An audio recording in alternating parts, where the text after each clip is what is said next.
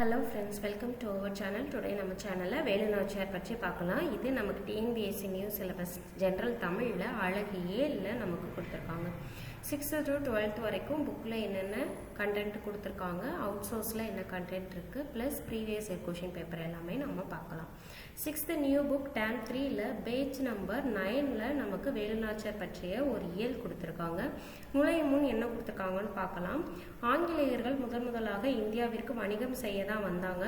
அதற்கப்புறம் நம் நாட்டின் வளங்களை பார்த்து நம் நாட்டை கைப்பற்றி கொண்டனர். அந்த ஆங்கிலேயர்களை எதிர்த்து வீரப்போர் புரிந்தவங்க நிறைய பேர் இருந்தாலும் அவங்கள வெற்றி பெற்றவங்க ஒரு சிலர் மட்டும்தான். நம்மளுடைய வீரத்தாலையும் அதனால விளையக்கூடிய வெற்றியும் தான் போருக்கு மிகவும் முக்கியமான ஒன்று. சூழ்நிலைக்கு ஏற்றாப்புல செயல்படும் போதுதான் போரில் நம்மளால வெற்றி பெற முடியும். அந்த வெற்றி தான் மிகவும் சிறப்பு வாய்ந்தது. விடுதலை போரில் ஆண்கள் மட்டும் இல்லாம பெண்களுமே செயல்பட்டு வெற்றி வாகை சூடியிருக்காங்க. அவங்கள ஒருத்தவங்க தான் இந்த வேலுநாச்சியார். அந்த வேலுநாச்சியார் பற்றி தான் நாம இந்த யூனிட்ல பார்க்க போறோம். ராமநாதபுரத்தை ஆட்சி செஞ்சவர் செல்லமுத்து எனும் ஒரு மன்னர். அந்த மன்னரின் ஒரே மகன் தான் வேலுநாச்சியார். வேலுநாச்சியாருக்கு தம் தாய்மொழியாகிய தமிழ் மட்டும் இல்லாமல் ஆங்கிலம், பிரெஞ்சு, உருது ஆகிய மொழிகளும் சிறப்பாக கல்வி கற்று தெரிந்து கொண்டார். சிலம்பம், குதிரை ஏற்றம், ஆட்போர், வீட்போர் ஆகிய போர் முறைகளையுமே முறையாக கற்றுக்கொண்டவர் வேலுநாச்சியார் அவர்கள். சிவகங்கை மன்னரான முத்துவடுகநாதரை கல்யாணம் செய்து கொண்டார். காளையர் கோவிலில் நடைபெற்ற போரில் முத்துவடுகநாதர் ஆங்கிலேயர்களால் நயவஞ்சகமாக கொல்லப்பட்டார். வேலுநாச்சியார் ஆங்கிலேயர்களை வென்று சிவகங்கையை மீட்க வேண்டும் என்று உறுதி பூண்டார். பிறகு 8 வருடங்கள் திண்டுக்கல் கோட்டையில் தங்கி ஒரு படையை திரட்டி பயிற்சி அளித்து கொண்டிருந்தார். 8 ஆண்டுகளுக்கு பிறகு திண்டுக்கல் கோட்டையில் ஒரு ஆலோசனை கூட்டம் நடைபெற்று கொண்டிருந்தது. கூட்டத்தின் நடுவே வீரமங்கை வேலுநாச்சியார் அவர்கள் அமர்ந்திருந்தார். அவரோடு அமைச்சர் தாண்டவராயரும் அவரின் தளபதியாகிய பெரிய மருது, சின்ன மருது மற்றும் ஒரு சில குறுநீத மன்னர்களும் கூடியிருந்தனர். வேலுநாச்சியாருக்கும் அமைச்சர் தாண்டவராயருக்கும் இடையே ஒரு உரையாடல் ஏற்படுகின்றது. நாம் சிவகங்கையை இழந்து 8 ஆண்டுகள் ஆகிவிட்டனர் என்ற வருத்தத்துடன் வேலுநாச்சியார் தன்னுடைய அமைச்சரிடம் தெரிவிக்கிறார். அதற்கு அமைச்சர், கவலைப்படாதீர்கள், நாம் சிவகங்கையை மீட்கும் நாள் நெருங்கிவிட்டது என்று குறிப்பிடுகிறார். அந்த இனிய நாளை தான் நானும் ஆவலுடன் எதிர்பார்த்து கொண்டிருக்கிறேன் என்று வேலுநாச்சியார் அவர்கள் குறிப்பிடுகிறார்கள். அப்போது வெளியே பெரும் ஆரவாரம் ஏற்படுகின்றது. வேலுநாச்சியார் அவர்கள் மைசூரை ஆட்சி புரிந்த ஹைதர் அலியிடம் உதவி கேட்டிருப்பாங்க. ஸோ ஹைதர் அலி அவங்களுக்கு படை அனுப்பி இருப்பாங்க. அப்போ அறையின் வாயில நின்றுட்டு இருந்த வீரர் அந்த செய்தியை வேலுநாச்சியார் கிட்ட சொல்றாங்க. அப்போ ஹைதர் அலி 5000 குதிரைப்படை வீரர்கள் அனுப்பியிருந்தாங்க. அந்த வீரர்கள் நம்ம படைக்கு வந்திருக்காங்க அப்படின்னு குறிப்பிடுறாங்க. ஸோ வேலுநாச்சியார் மகிழ்ச்சி அடைந்து ஓய்வு எடுக்க சொல்றாங்க. பிறகு அவங்கள பாக்குறேன் அப்படின்னு பதிலளிக்கிறாங்க. ஹைதர் அலி உறுதியா படையை அனுப்புவாங்க அப்படின்னு எனக்கு தெரியும் அப்படின்னு அமைச்சர் குறிப்பிடுகிறார். ஸோ அமைச்சரிடம் வேலுநாச்சியார் எதற்கு அப்படி சொல்றீங்க அப்படின்னு கேட்குறாங்க. அப்போ வேலுநாச்சியாரும் அமைச்சரும் ஹைதர் அலியை சந்திக்க மைசூர் போயிருப்பாங்க. அப்போ வேலுநாச்சியார் உருது மொழியில ஹைதர் அலியிடம் பேசியிருப்பாங்க. அப்ப அவர் பேசும்போது அவருடைய முகத்துல மிகப்பெரிய மகிழ்ச்சி தோன்றியதை அமைச்சர் அவர்கள் பார்த்திருப்பாங்க. அந்த மகிழ்ச்சியின் காரணமாக 5000 குதிரைப்படையை நமக்கு அனுப்பியிருக்காங்க அப்படின்னு குறிப்பிடுறாங்க. அதற்கு சின்ன மருது, நம்ம அரசியாரின் பன்மொழி அறிவு நமக்கு பெரிய நன்மையை தந்திருக்கிறது அப்படின்னு குறிப்பிடுகிறார். அடுத்து ஹைதர் அலி அனுப்பிய 5000 குதிரைப்படை நம் படையோடு சேர்ந்ததுனால இனிமேல் நம்ம சிவகங்கையை மீட்க புறப்படலாம் அப்படின்னு பெரிய மருது கேட்கிறாரு. அதற்கு ராணி என்ன சொல்றாங்க அப்படின்னா, என்னுடைய கணவர் கொல்லப்பட்ட ஊர் காளையர் கோயில். ஸோ அந்த இடத்த தான் நம்ம முதல்ல கைப்பற்றணும், அதுக்கப்புறம் தான் சிவகங்கையை மீட்கணும் அப்படின்னு வேலுநாச்சியார் குறிப்பிடுகிறார். எல்லோரும் அதற்கு ஓகே சொல்லிடுறாங்க. மறுநாள் காளையர் கோயிலை நோக்கி வேலுநாச்சியாரோட படை புறப்பட்டு செல்கின்றது. ஆண்கள் படைப்பிரிவுக்கு மருது சகோதரர்கள் தலைமை ஏற்கிறார்கள். பெண்கள் படைப்பிரிவுக்கு குயிலி தலைமை ஏற்கிறார். காளையர் கோயில்ல வேலுநாச்சியார் படைக்கும் ஆங்கிலேயர் படைக்கும் கடுமையான போர் நடைபெற்றது. இறுதியில் ஆங்கிலேயர் படை தோற்று ஓடி போயிடுச்சு. ஸோ அதனால வேலுநாச்சியார் அவர்கள் கையில் காளையர் கோவில் வந்துருச்சு. உடனே சிவகங்கை கோட்டையை தாக்குனா ஆங்கிலேயர்களை விரட்டி அடிக்கலாம் அப்படின்னு பெரிய மருது சொல்றாங்க. அதற்கு வேலுநாச்சியார் சொல்றாங்க, சிவகங்கை கோட்டை கதவுகள் இப்ப அடைக்கப்பட்டிருக்கும், வருகின்ற விஜயதசமி திருநாள்ல கதவு திறக்கப்படும், அப்ப நம்ம அந்த படைகள் உள்ள போனா நம்ம ஆங்கிலேயர்களை விரட்டி எடுத்துடலாம் அப்படின்னு சொல்லி வேலுநாச்சியார் குறிப்பிடுகிறார். விஜயதசமி நாள்ல கோட்டை கதவுகள் திறக்கப்படுகின்றது, பெண்களுக்கு உள்ளே செல்ல அனுமதி வழங்கப்படுகின்றது. சோ படையில் உள்ள பெண்கள் பழக்குடைகள் பூக்குடைகளில் ஆயுதங்களை மறைத்து கோட்டைக்குள் செல்கின்றனர். கோட்டையில் தீ எரியிற நிகழ்ச்சியை பார்த்து வேலுநாச்சியார் ஆண் படையினரை உள்ள அனுப்புவாரு. கடைசியா ஆங்கிலேயர்கள் தோற்று போயிருவாங்க, வேலுநாச்சியார் ஜெயிச்சிருவாங்க. இந்த நிகழ்வு நடக்கிறதுக்கு முன்னாடி அமைச்சர் அவர்கள் ஒரு தகவல் சொல்றாங்க. என்ன சொல்றாங்க அப்படின்னா, வேலுநாச்சியாரை காட்டி கொடுக்கணும் அப்படின்னா ஆடு மேய்க்கும் பெண்ணான உடையாள் அவர்களை ஆங்கிலேயர்கள் துன்பப்படுத்திருப்பாங்க. ஆனா உடையாள் என்பவர் அதை மறுத்திருப்பாங்க. ஸோ மறுத்ததால உடையாள ஆங்கிலேயர்கள் கொண்டிருப்பாங்க. ஸோ அதற்காக வேலுநாச்சியார் உடையாளுக்கு ஒரு நடுக்கல் வச்சிருப்பாங்க. போருக்கு போக முன்னாடி அந்த நடுக்கல்லுக்கு தன்னுடைய தாலியை கழட்டி மரியாதை செலுத்தி பிறகு போர் புரிய சென்றிருப்பாங்க. ஓகே, இப்போ ஆங்கிலேயர்களை வீழ்த்தி கைப்பற்றிட்டாங்க. கைப்பற்றினதுக்கு அப்புறம் பெண் படை தலைவராக பணியாற்றிய குயிலி எங்க அப்படின்னு கேட்டிருப்பாங்க. அந்த குயிலி தான் என்ன பண்ணியிருப்பாங்க அப்படின்னா, ஆங்கிலேயர்களின் அந்த கிடங்கு இருக்கும் இல்லையா, முன்னாடியெல்லாம் வந்துட்டு ஆயுத கிடங்குன்னு ஒன்று வச்சிருப்பாங்க. அந்த ஆயுத கிடங்கை எரிக்கிறதுக்காக தன் மீது நெருப்பிட்டு உள்ள விழுந்திருப்பாங்க. ஸோ குயிலியின் இந்த தியாகமும் வேலுநாச்சியாரின் வீரமும் சிவகங்கையை அவருக்கு மீட்டு கொடுத்தது. ஓகே, வேலுநாச்சியாரின் காலம் 1730 முதல் 1796 வரைக்கும். வேலுநாச்சியார் சிவகங்கையை மீட்ட ஆண்டு 1780. ஜான்சி ராணிக்கு முன்பே ஆங்கிலேயரை எதிர்த்து வீரப்போர் புரிந்த பெருமை வேலுநாச்சியாரை சேரும். அடுத்து 8th old Tamil book term 2ல பேஜ் நம்பர் 5ல என்ன கொடுத்துருக்காங்க பார்க்கலாம். ஆல்ரெடி நம்ம பார்த்த கண்டென்ட் தான் கொடுத்துருப்பாங்க. புது கண்டென்ட் என்ன இருக்கோ அதை நம்ம பார்த்துடலாம். ஓகே, வீரமும் நுண்ணறிவும் ஒருங்கு அமைய பெற்றவர் தான் வேலுநாச்சியார். இவர் ஆங்கிலேயரை எதிர்த்து ஆயுதமேந்தி போராடிய முதல் பெண்மணி என்னும் சிறப்பு பெயரும் உடையவர். இவருடைய பெற்றோர் பார்க்க செல்லமுத்து சேதுபதி, சக்கந்தி முத்தம்மாள். இவருக்கு 1730ஆம் ஆண்டு பிறந்த ஒரே மகள் தான் வேலுநாச்சியார். இவர் பெற்றோரால் ஆண் வாரிசை போன்று வளர்க்கப்பட்டார். சிவகங்கை முத்துவடுகனாரை திருமணம் செய்து கொண்டார். ஆங்கிலேயர் 1772ஆம் ஆண்டு சிவகங்கை சீமையின் மீது படையெடுத்திருப்பாங்க. இது ரொம்ப ஈஸி, நம்ம ஆல்ரெடி பார்த்தோம்.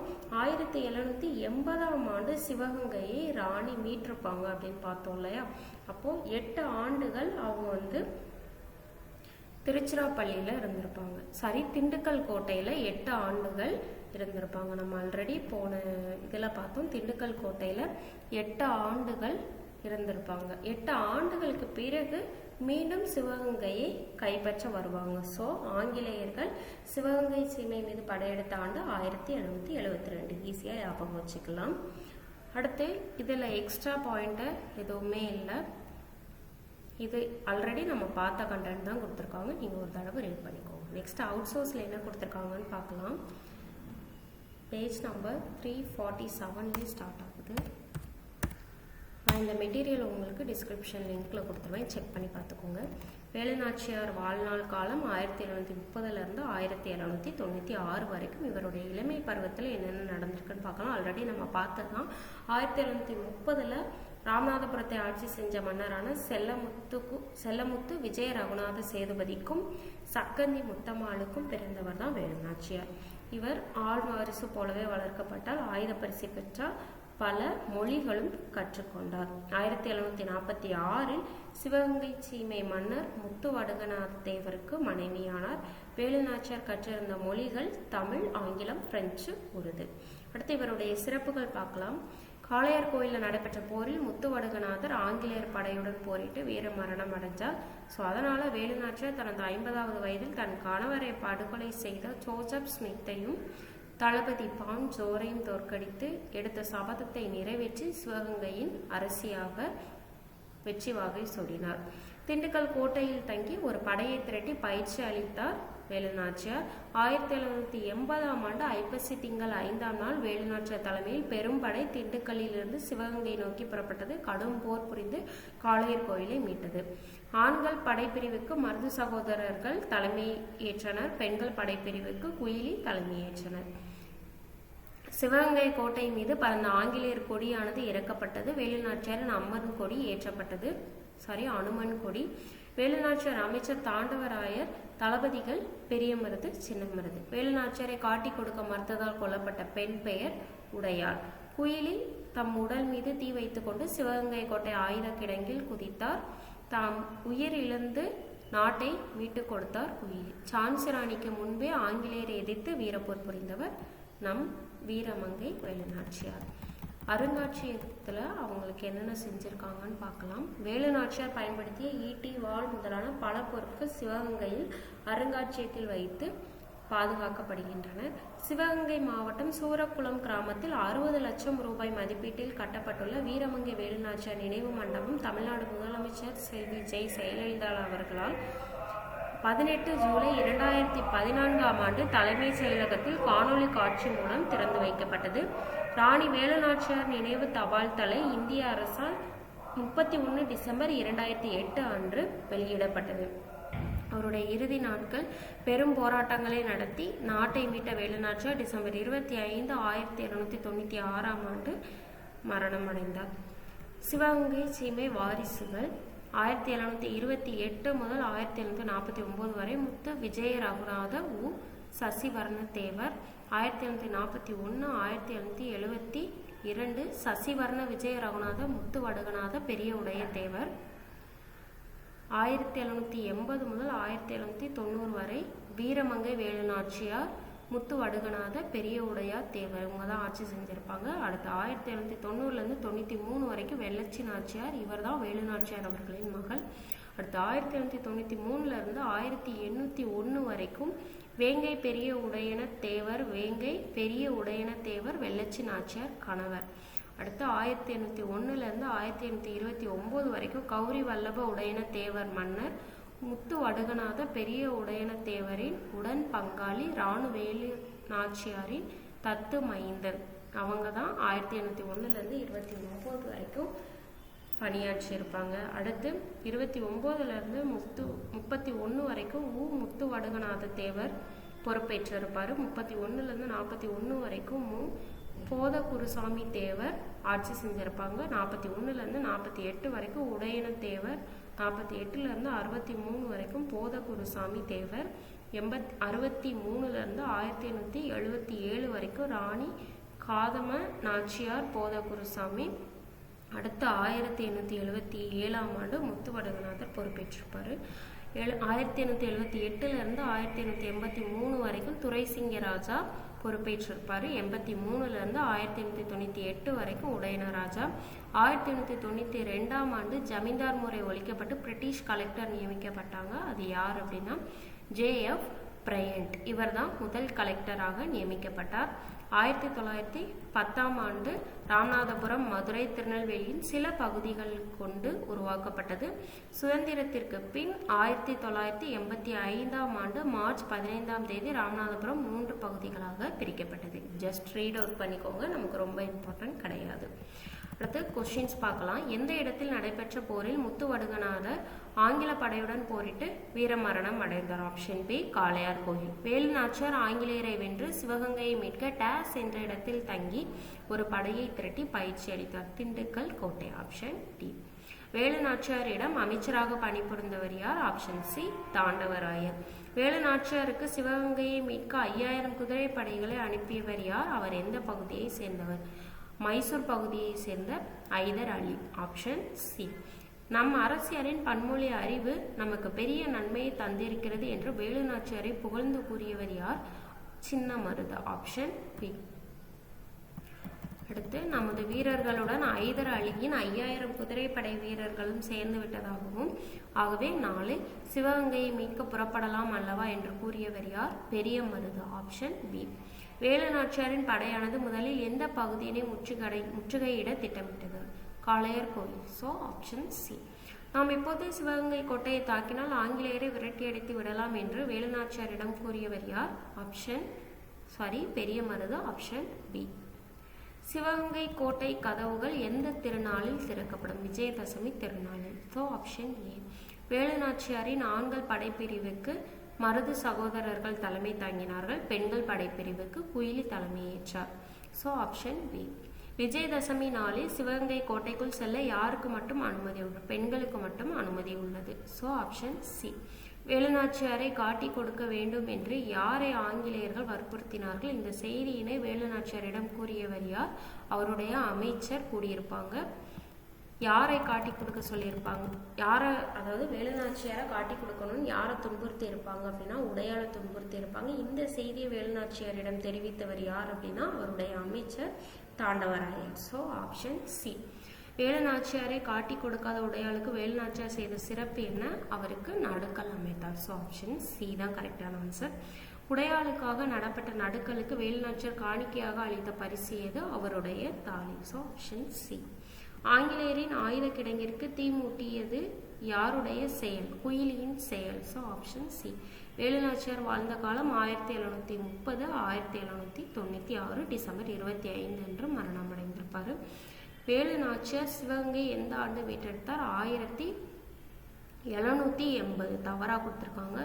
1780ஆம் ஆண்டு சிவகங்கையை மீண்டும் மீட்டிருப்பாரு. ஜான்சி ராணிக்கு முன்பே ஆங்கிலேயரை எதிர்த்து வீரப்போர் புரிந்த பெண்மணி யாரு? வேலுநாச்சியார்.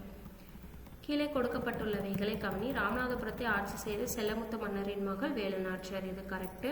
வேலுநாச்சியார் தமிழ் மட்டும் இல்லாமல் ஆங்கிலம், பிரெஞ்சு, உருது ஆகிய மொழிகளையும் கற்றார். இதுவும் சரி.